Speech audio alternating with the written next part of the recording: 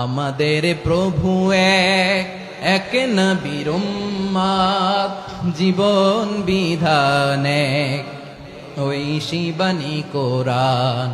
আমাদের প্রভু এক, এক নবীর উম্মত, জীবন বিধান এক, ওই শিবানী কোরআন। তবে কেন এক নও হে মুসলমান, এক হও করিয়া হবান।